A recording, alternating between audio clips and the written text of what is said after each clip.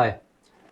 अगर आप गूगल पे एड रन करते हो तो आपको पता होगा कि उसको ऑप्टिमाइज़ करने के लिए हमें चेंजेस करने होते हैं। ये चेंजेस हम कैंपेन की सेटिंग में करते हैं, कीवर्ड्स में, बिडिंग में, टारगेटिंग में, ऑडियंस में। बहुत सारे पॉइंट्स होते हैं जहाँ पे हम चेंजेस को करते हैं। तो क्वेश्चन ये है कि क्या डेली चेंजेस करना सही है? क्या डेली चेंज करने से ऑप्टिमाइजेशन अच्छा होता है और हमें रिजल्ट अच्छा मिलता है? आपको क्या लगता है? तो चलिए इसको थोड़ा सा हम डिटेल में समझते हैं। गूगल एड्स पे पैसे खर्च करने का एक पर्पस होता है कि हमें अच्छा रिजल्ट मिले, हमारा बिजनेस अच्छा चले। जितना पैसा लगाते हो उससे कई गुना ज़्यादा आपको प्रॉफिट मिले गूगल एड्स से। इसके लिए आप कैंपेन को सेटअप करते हो, कीवर्ड रिसर्च करते हो, एक कॉपी बनाते हो, आप उसमें टारगेटिंग करते हो और बहुत मेहनत करते हो। फिर उसमें पैसे लगाते हो, डेली का 10,000 5,000 का बजट आप सेटअप कर देते हो।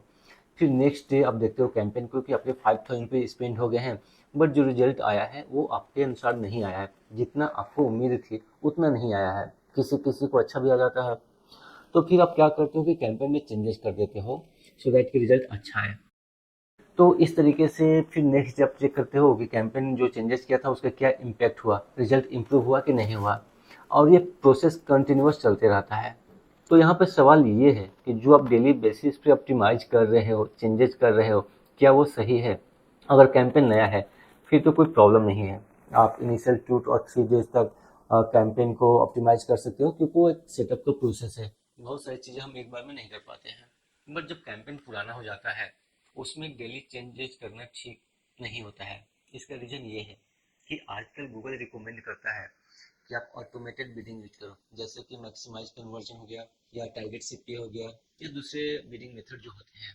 और वो जो ऑटोमेशन होता है वो काम करता है आपके कैंपेन के डेटा पे।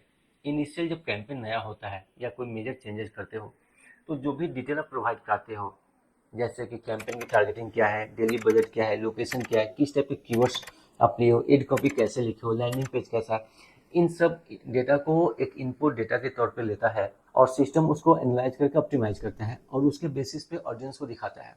फिर वहां से डेटा जो आती है, जो कि क्लिक्स कन्वर्जन, टारगेट सीपीए में कॉस्ट पर कन्वर्जन हो गया आपका, वो डेटा उसको मिलता है और उसके बेसिस पर सिस्टम खुद को ऑप्टिमाइज करता है, लर्न करता है। तो एक लर्निंग पीरियड होता है। और होता क्या है कि अगर लर्निंग पीरियड में ही आप डेली चेंजेस करते रहो तो लर्निंग पीरियड कभी कंप्लीट नहीं होगा, क्योंकि हर बड़े चेंज के साथ सिस्टम दोबारा से लर्निंग फेज में चला जाता है और इस तरीके से आपका कैंपेन कभी स्टेबल नहीं हो पाता है।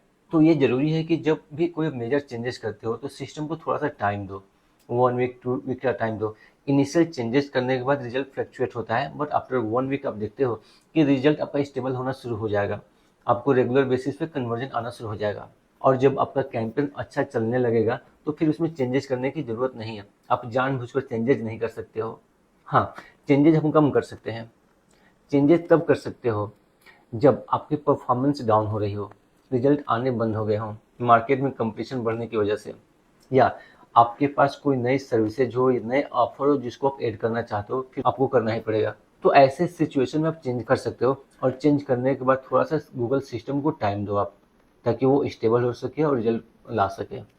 तो अगर आप भी डेली चेंजेस करते हो तो आपको बहुत ध्यान रखना होगा कि आपके चेंजेस से जो एग्जिस्टिंग परफॉर्मेंस है वो ख़राब ना हो जाए, क्योंकि एक बार परफॉर्मेंस ख़राब हो जाती है ना तो वो अंडू नहीं कर सकते उसको आप, वो टाइम मशीन से पीछे नहीं जा सकते हैं हम। फिर आपको बहुत मेहनत करना पड़ता है उस लेवल पे लाने के लिए।